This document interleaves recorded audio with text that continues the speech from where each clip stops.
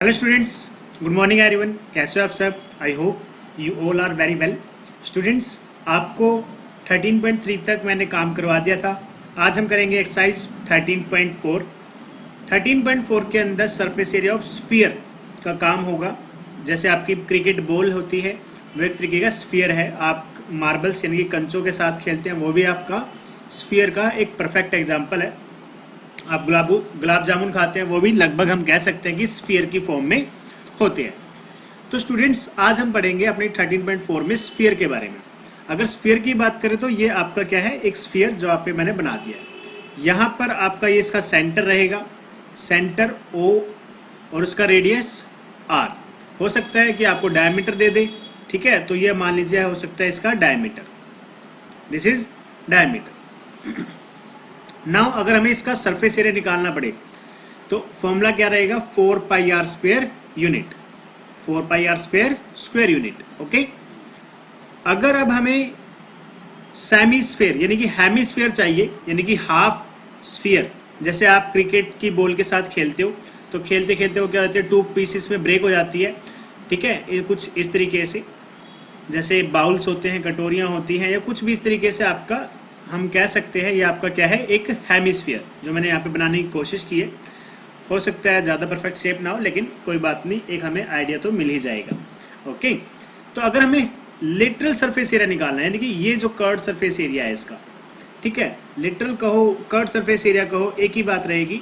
तो हेमिस्फीयर का क्या होगा, देखो क्योंकि स्फीयर का 4 पाई आर स्क्वायर था, हेमिस्फीयर क्या होता है, हाफ, तो इसका हाफ हो जाएगा। 4 पाई आर स्क्वायर का हाफ क्या हो गया, 2 पाई आर स्क्वायर यूनिट।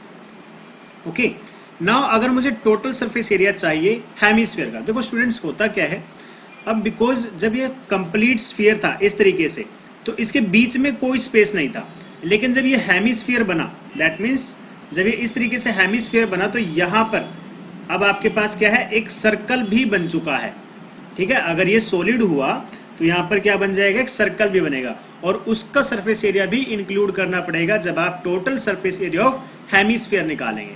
तो total surface area of hemisphere क्या होगा, 2 पाई आर स्क्वायर यानी कि कर्ड सरफेस एरिया, प्लस वो सर्कल का एरिया ऐड कर दो, तो आंसर क्या बनेगा, 3 पाई आर स्क्वायर यूनिट। ओके, और अगर मैं स्फीयर की बात करूं तो स्फीयर में सिर्फ और सिर्फ एक ही सरफेस एरिया होता है, वो है 4 पाई आर स्क्वायर। चाहे आप उसे कर्ड सरफेस एरिया कहो या टोटल सरफेस एरिया, क्या नॉर्मल उसे नाम देते हैं सरफेस एरिया, बिकॉज इसके अलावा इसका कोई पार्ट नहीं है। लेकिन हेमिस्फीयर में 2 एरिया हैं, एक कर्ड सरफेस एरिया और एक total surface area. Okay students, I hope आप इसे ध्यान रखेंगे। और अब हम करते हैं अपनी एक्सरसाइज 13.4 का फर्स्ट क्वेश्चन, जो कि बहुत इजी रहने वाला है बेटा। ये आपका फर्स्ट क्वेश्चन है, यहाँ पर 3 पार्ट्स आपको दिए हुए हैं। मैं इनमें से आपको कोई एक पार्ट करवाने वाला हूँ, बाकी जब सभी जो पार्ट्स बचेंगे वो आप लोग करोगे। ओके, आई होप ये आपको बहुत इजी भी लगेगा और आप बिल्कुल आसानी से इसे कंप्लीट कर पाओगे। ओके स्टूडेंट्स, तो चलो स्टार्ट करते हैं हम अपना क्वेश्चन नंबर 1। तो क्योंकि यहाँ पर बस क्या होगा, कैलकुलेशन होगी, दैट्स वाई मैं यहाँ पर क्या कर रहा हूँ, छोटा पार्ट ले रहा हूँ, विच इज़ पार्ट नंबर 3। अगर मैं पार्ट नंबर 3 की बात करूँ, क्या कहा गया है आपको, find the surface area of sphere. किसका निकालना है, स्फीयर का निकालना है, हेमिस्फीयर नहीं, स्फीयर। और जिसकी रेडियस कितनी है, ये 3 अलग अलग केस है। एक बार 10.5 रखोगे रेडियस की वैल्यू, दूसरी बार 5.6 रखोगे, और थर्ड पार्ट में 14 रखोगे। तो मैं 14 वाला करता हूँ। तो हम यह लिखेंगे, here radius of sphere, symbol R रहेगा और value 14 centimetre. So surface area, क्योंकि स्फीयर का तो सिर्फ एक ही एरिया है, वो है surface area. Surface area of sphere is equal to 4 pi r square. Values plot करेंगे, 4 मल्टीप्लाई बाई 22/7 और r square, that means 14 square. 14 का स्क्वायर मतलब 2 बार 14 को मल्टीप्लाई करना पड़ेगा, 22/7 multiply by 14 and multiply by 14। हमने क्या किया, स्क्वायर को ओपन कर दिया। ओके, नाउ 7 से यहाँ पर कैंसिल हो जाएगा ये 2 पे। अब आपके पास क्या बचा, 4 multiply 22 multiply 2 and multiply by 14। ये जस्ट अब क्या है आपके पास, एक सिंपल कैलकुलेशन। तो स्टूडेंट्स जब हम इसे कैलकुलेट करेंगे हमारा आंसर कुछ इस तरीके से आएगा 2464 centimetre square. 2464 centimeter square is our answer. That means surface area of the sphere of radius 14 centimeter is 2464. Okay students, ये था हमारा क्वेश्चन नंबर 1 का थर्ड पार्ट। जो बाकी फर्स्ट पार्ट और सेकंड पार्ट बच गए हैं स्टूडेंट्स, वो आपको खुद से करने हैं। सोल्व करने के बाद सेम टू सेम इसी तरीके जैसे मैंने फर्स्ट यहाँ पे थर्ड पार्ट लिखा है, फिर आप नंबर डालेंगे फर्स्ट पार्ट, और सेम यही प्रोसीजर रहेगा और आंसर उसका उसी हिसाब से आएगा जो उसकी रेडियस रहेगी। ओके, आई होप आपको कुछ तो यहाँ से जरूर समझ में आया होगा, और वैसे भी बहुत इजी क्वेश्चन था ये। चलिए अब हम करेंगे अपना क्वेश्चन नंबर 2। क्वेश्चन नंबर 2 भी जस्ट बिल्कुल आपका इसी जैसा है, कोई डिफरेंस नहीं है इसके अंदर। अब ये बताओ कि डिफरेंस क्यों नहीं है स्टूडेंट्स? डिफरेंस इसलिए नहीं है बिकॉज पिछले क्वेश्चन में क्या था, surface area of sphere find out करना था जहां पर आपको रेडियस दी थी, लेकिन यहां पर क्या दिया है, डायमीटर। ठीक है, एक बार 14 है, दूसरी बार 21 और तीसरी बार 3.5। कौन सा बड़ी बात है, डायमीटर ही तो दिया है, डायमीटर से हम रेडियस आसानी से निकाल सकते हैं। तो चलो इसमें भी हम क्या करते हैं, फर्स्ट पार्ट सोल्व करते हैं। अब यहां पर क्या लिखेंगे, हेयर क्या गिवन है आपको, डायमीटर गिवन है, तो हम क्या लिखेंगे, diameter, diameter of the sphere किससे डिनोट करते हैं, डी से। वैल्यू कितनी है, 14 सेंटीमीटर। ओके, सो अब हम क्या फाइंड आउट करेंगे, radius, radius of the sphere किससे डिनोट करोगे, आर से। वैल्यू कैसे निकालोगे, diameter divided by 2 which is 14 divided by 2 and answer is 7 centimetre. क्या आपको लगता है इसमें कोई भी डिफिकल्ट चीज थी? मुझे तो नहीं लगता। चलो फिर अब क्या निकालना है हमें, surface area. Now surface area of sphere, formula आपको अच्छे से याद हो गया, yes very good, 4 pi r square. Values plot करो, 4 एज इट इज, पाई की वैल्यू 22/7 और रेडियस की वैल्यू 7,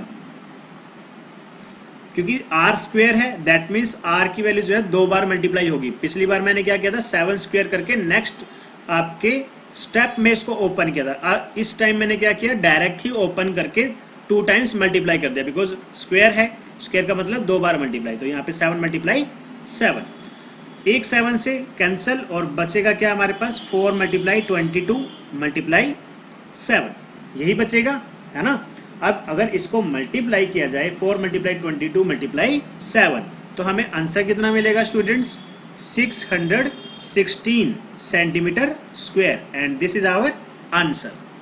तो स्टूडेंट्स यहाँ पे मैंने फर्स्ट पार्ट आपको करवा दिया है, सेकंड पार्ट और थर्ड पार्ट सेम बिल्कुल इसी तरीके से आप नंबर डालेंगे और सेम प्रोसीजर रहेगा, पहले डायमीटर फिर रेडियस निकालो और देन फॉर्मूले में वैल्यूज प्लॉट करो, कैलकुलेशन करो और आसानी से क्वेश्चन सॉल्व कर दो। तीनों पार्ट आपको खुद से करने हैं, पहले 2 पार्ट और अब ये 2 पार्ट, ये सारे अब आपको करने हैं। ओके, हम क्या करेंगे, हम करेंगे अपना थर्ड क्वेश्चन। चलिए थर्ड क्वेश्चन देखते हैं। थर्ड क्वेश्चन आपको क्या लगता है, इजी रहेगा या डिफिकल्ट रहेगा, वो तो स्टडी करने के बाद पता चलेगा। चलिए स्टूडेंट्स आप इस क्वेश्चन की स्टेटमेंट को रीड करो, क्या लिखा हुआ है, find the total surface area of hemisphere of radius 10 centimetre. मुझे लगता है कि आपके साथ थोड़ा सा मजाक हो रहा है, इतने सिंपल क्वेश्चन कोई कैसे दे सकता है ना। देखो कितना सिंपल क्वेश्चन दिया है, रेडियस दे दी और total surface area of hemisphere दिया। दैट मीन्स आपको तो कुछ भी नहीं करना, यहाँ पर फिर से 2 लाइनों का आपका सोल्यूशन बनेगा। क्या बनेगा, पहले तो आप वो लिखेंगे जो आपको गिवन है। गिवन क्या है आपको, रेडियस, रेडियस ऑफ हेमिस्फीयर। कौन सा स्फीयर, हेमिस्फीयर। ओके, हेमिस्फीयर का रेडियस किससे डिनोट करोगे, आर से ही करोगे, और कौन सा उसे एच से करोगे। तो आर की वैल्यू कितनी है यहाँ पर, 10 सेंटीमीटर। हमसे पूछा क्या है, टोटल सरफेस एरिया, तो उसमें भी कौन सा बड़ी बात है, total surface area of hemisphere. Formula आपको अच्छे से याद ही है, क्या है? 3πr²। ठीक है, अगर सिर्फ सरफेस एरिया पूछता या कर्व सरफेस एरिया पूछता तो आंसर रहता, फॉर्मूला रहता आपका 2πr²। लेकिन अगर उसने क्या लगा दिया उसके सामने, टोटल सरफेस एरिया, तो फॉर्मूला बन जाएगा 3πr²। जैसे कि मैंने बताया था, curve surface area plus area of the circular base. तो यहाँ पर हमें क्या करना है? कुछ खास नहीं, वैल्यू प्लॉट करनी है। अब एक चीज और ध्यान देने वाली बात है, पाई की वैल्यू इन्होंने क्या कहा है, आपको यूज करना है 3.14। चलो कोई दिक्कत नहीं है, 3 मल्टीप्लाई 3.14 मल्टीप्लाई r²। r कितना है? 10। 10 का स्क्वायर, दैट मीन्स 10 को 2 टाइम्स मल्टीप्लाई करेंगे। इतने सिंपल क्वेश्चन है कि बहुत ज़्यादा। अब देखो ये पॉइंट है आपका, ठीक है, इसे हटाएंगे तो क्या होगा? 314 डिवाइडेड बाई 100, और ऊपर क्या है? 10 मल्टीप्लाई 10। 10 से 10 कैंसिल, और ये भी कैंसिल। आंसर क्या आ गया? 3 मल्टीप्लाई 314।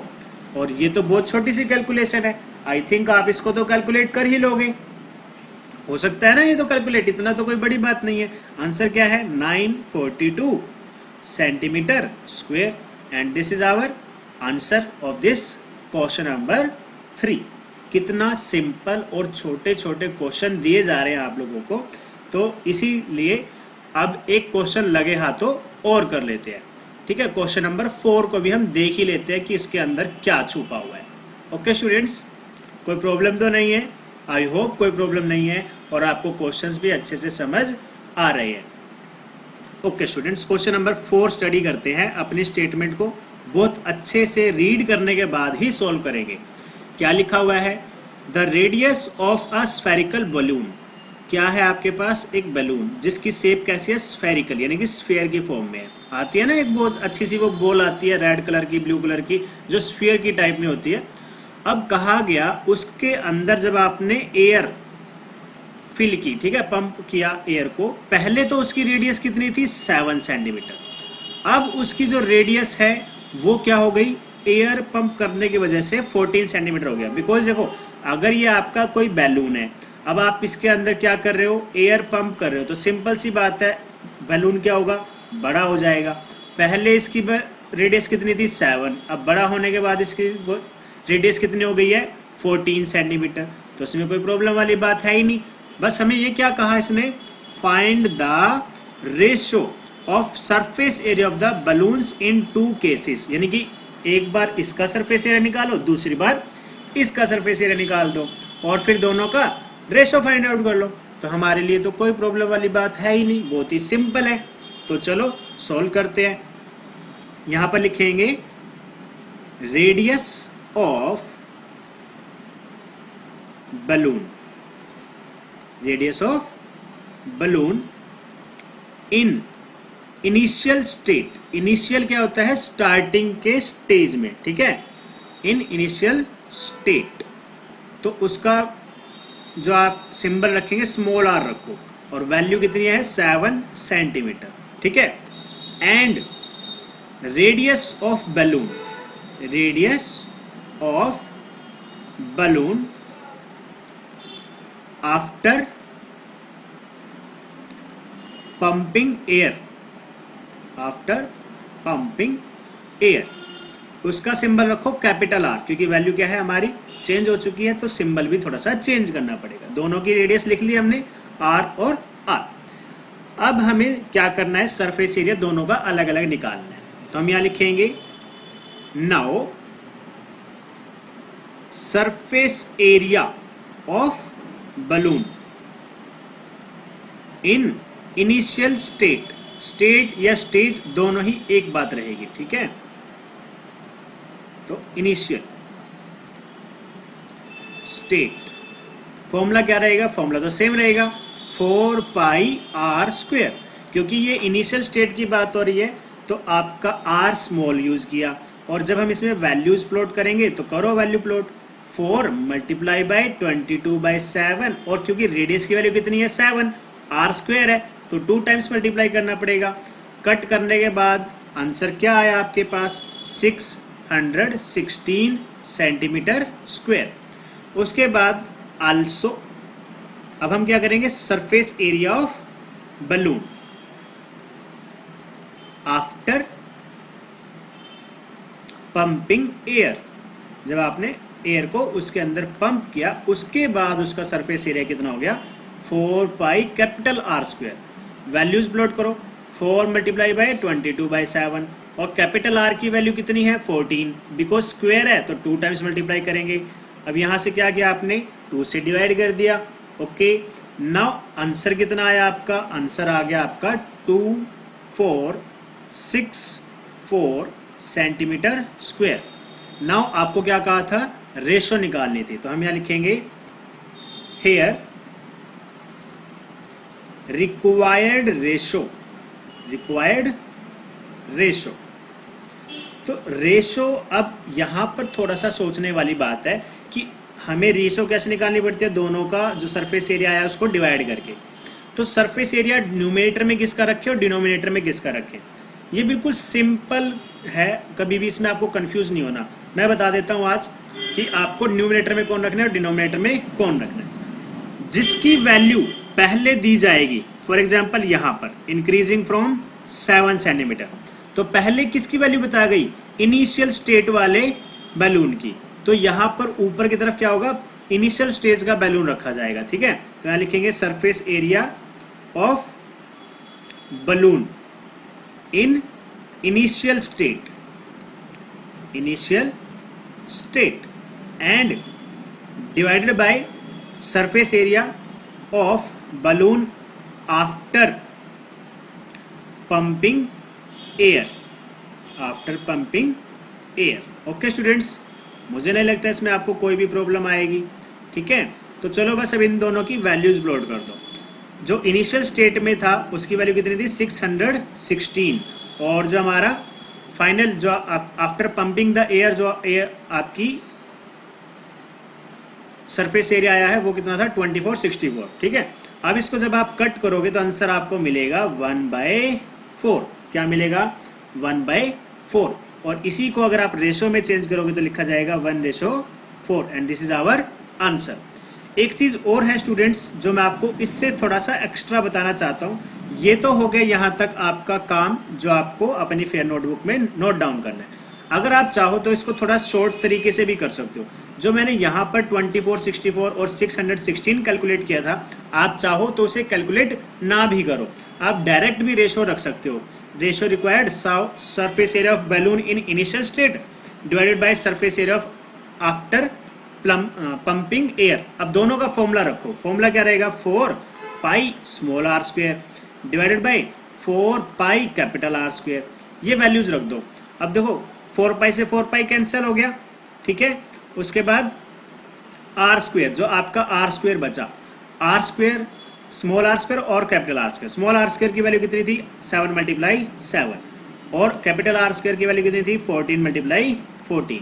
7 से 2 पे कैंसिल, 7 से 2 पे कैंसिल, ऊपर क्या बचा 1 और नीचे क्या बचा 4, और रेशो क्या आ गई 1/4। इससे क्या होगा, आपको जो ये 2464 और 616 ये दो कैलकुलेशन निकालनी पड़ी थी मल्टीप्लाई करके। इससे क्या होता है 1 या 2 मिनट का एक्स्ट्रा टाइम लग जाता है, वो आपका सेव हो जाएगा। ओके स्टूडेंट्स, तो ये था आपके लिए थोड़ा सा रफ कह सकते हो या एक्स्ट्रा कह सकते हो कि आप इस फॉर्म में भी कर सकते हो। आपका आंसर क्या होगा, थोड़ा जल्दी भी आ जाएगा और मिस्टेक होने के चांसेस भी क्या हो जाएंगे, बिल्कुल कम हो जाएंगे। ओके स्टूडेंट्स, तो आज की वीडियो में बस इतना ही, फिर हम मिलेंगे नेक्स्ट वीडियो में नेक्स्ट क्वेश्चन के साथ। तब तक के लिए स्टूडेंट्स इतना ही। Thank you, have a good day.